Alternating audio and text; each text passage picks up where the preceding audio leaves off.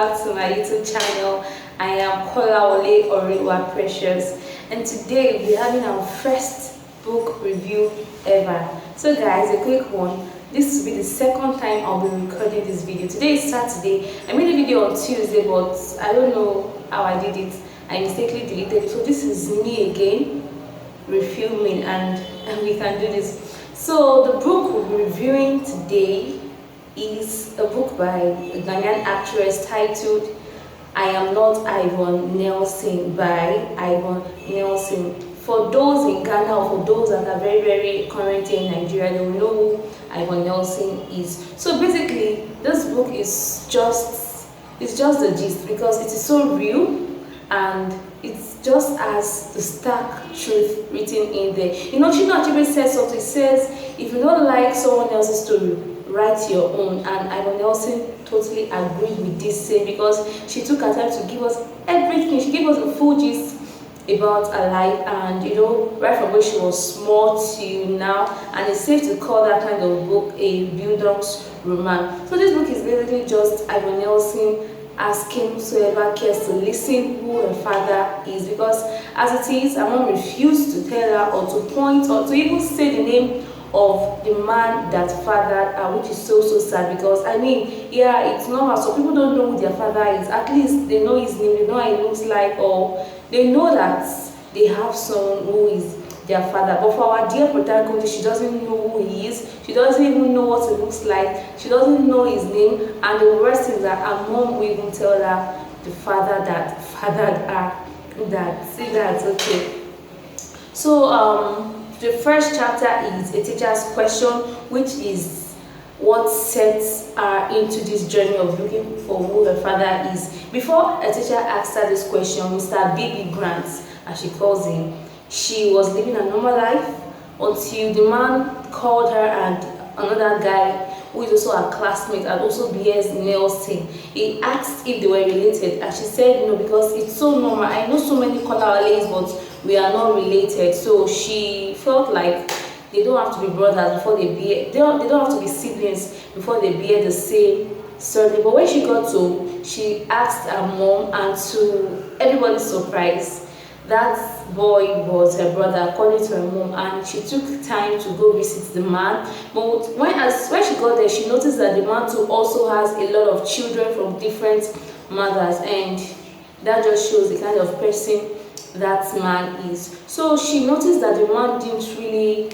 you know, he didn't take her as a child. She was just this abandoned child. Whenever his children come together and she's there, he leaves her outside and takes them inside. So she wasn't really convinced he was her father, and she tried to look for, you know, facial expressions or just any resemblance between them, but she couldn't find it.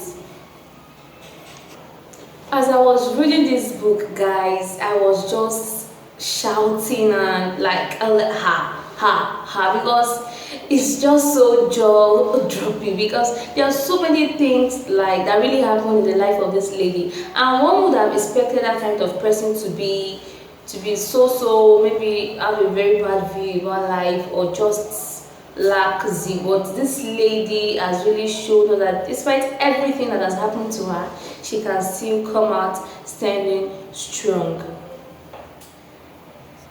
And guys, I'm not here to give like the full gist of what's really happened in this book. I'm just here to like give like a rant and bant of what I feel and how I really feel about this, because I really enjoyed everything. Because even as a young African lady, it showed us a lot of things to expect. You know, rising, if you want to rise in the entertainment industry, most especially, there are so many things that can hinder one, and this is just what the book is all about. So this is me just trying to tell you what I feel about the book, and also like recommending it for you guys to read.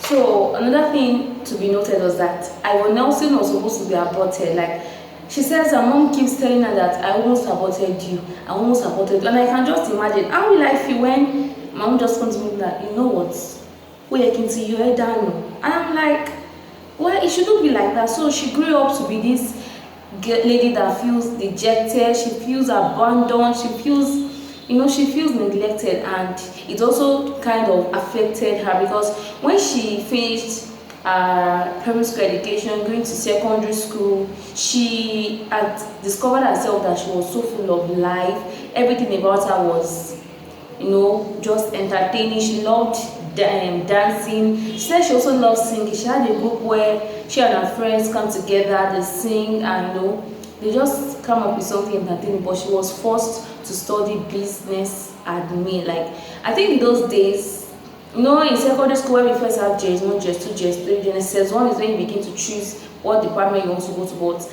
then it's just from secondary school, from the first class, you know where you want to be. And I think it's kind of cool so that those people can get themselves familiar with what they really want to do. But unfortunately for our dear protagonist, Yvonne Nelson, she was denied of her dreams and was forced to study what she didn't want to. And obviously, when you force someone to study what they don't want to, that would be like failure. If they don't fail, to like they are almost failing. And this was the case of Yvonne Nelson. She did very poorly when she wanted to write her school leaving certificate examination from Agre Memorial College. I don't know if I got that name right. And she's not to be blamed because she was forced to study that. But due to, as I said earlier, due to her being pushed, she had to do it again. And before then, most of her friends had gone to the university, so she was basically the only one left, at home, not in the uni. And I can just imagine how that feels, because even now it's not a nice thing. But during that time, the Miss Ghana contest came up and she decided to go for it because she's actually a very tall, slender and beautiful woman. So it's expected that that kind of person goes for the beauty contest. So as usual, she bagged the award of the most talented contestant because she was so full of life, but something made her fall. She was almost, she was so near to be the winner, but because of she wasn't educated and she was contesting with other educated females there. So, and I learned something as a lady. Yes, you are beautiful, yes, you are talented, yes, you are rich, yes, but education is very, very important. You need to get yourself educated, and because of that factor, she lost the contest. And everybody had hopes in her, but she, unfortunately for her, she didn't come out well. But that was actually a stepping stone to her success, because shortly after that contest, she gained admission into the university, and she promised herself that she was going to give it her all. She's going to give it whatever it takes for her to coming out with distinction, and she did. But during her stay in university, she got connected with one of the movie producers back then in Ghana, and he asked her to come act with them, and that was where she got her first role of being an actress.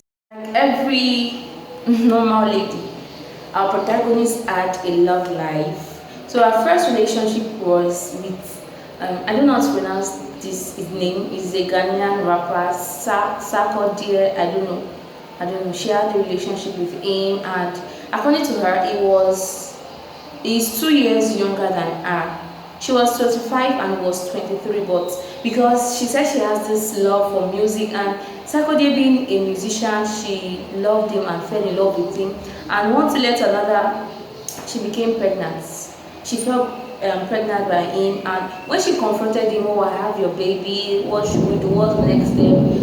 The man, as most men are, like, they say men has come. I feel like this particular one is a scum, or was a scum, because he said he didn't want it, that she should go and abort it. As someone that she herself, she's coming from a broken home, right?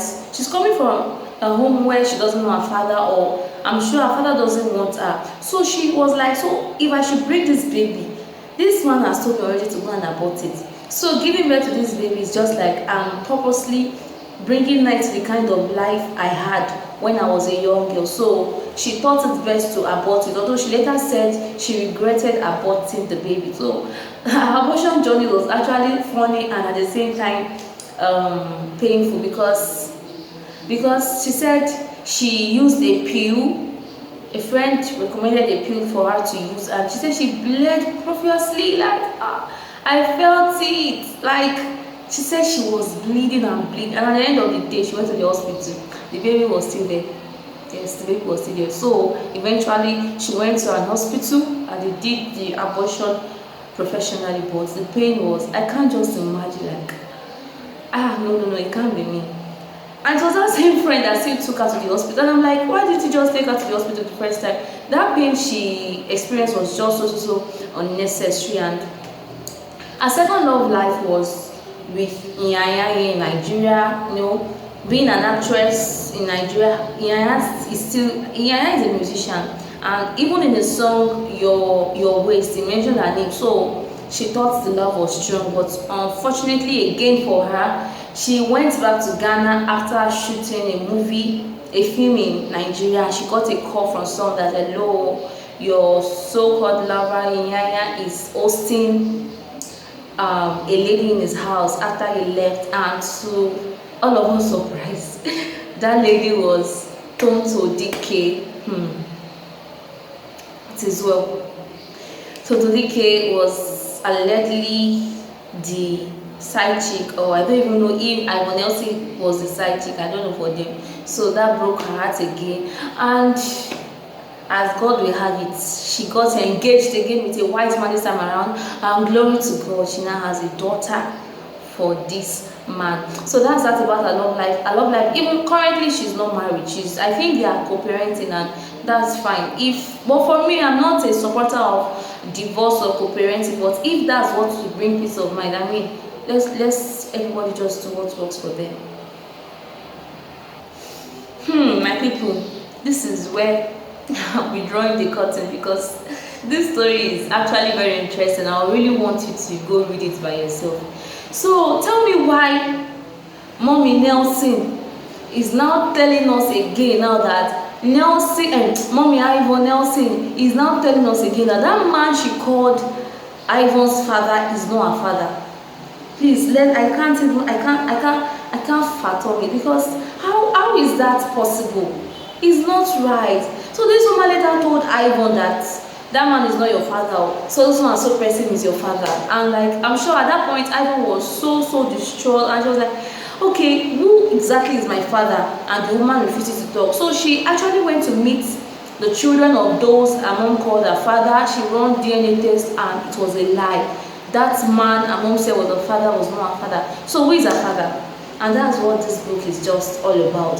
So in a nutshell, because I love this lady, this woman Yvonne Nelson, for who she is and how she has chosen to live a life of impact despite all the odds she went through as a child, a teenager, a youth, a young adult, and even currently, because sadly she doesn't know who her father is. She doesn't even know if he's alive, if he's dead, what he looks like, what his name is, and I can just imagine how that can feel. But despite everything, she has chosen to live a beautiful life. So I really appreciate her for that. It's a big achievement. Now she has a school, she has her own production, her own movie production, her YouTube channel, and that's just so beautiful. So guys, we've come to the end of today's book review. I really want to know what you think about the book review. I want you also think about this book from all I've said. And if you want to read it also, you can get it on Amazon. But the hard copy is actually out in Ghana, but here in Nigeria, we only have access to the soft copy, which is on Amazon for sale. And please guys, I know I've not been consistent. Please, I want you to subscribe to my channel. If you haven't, please do. Like this video, leave a comment below, and share. Tell your friend to tell a friend to tell a friend to tell a friend to tell a friend that the Oracle YouTube channel is alive, and we just posted a YouTube video titled I Am Not Yvonne Nelson. So till next time.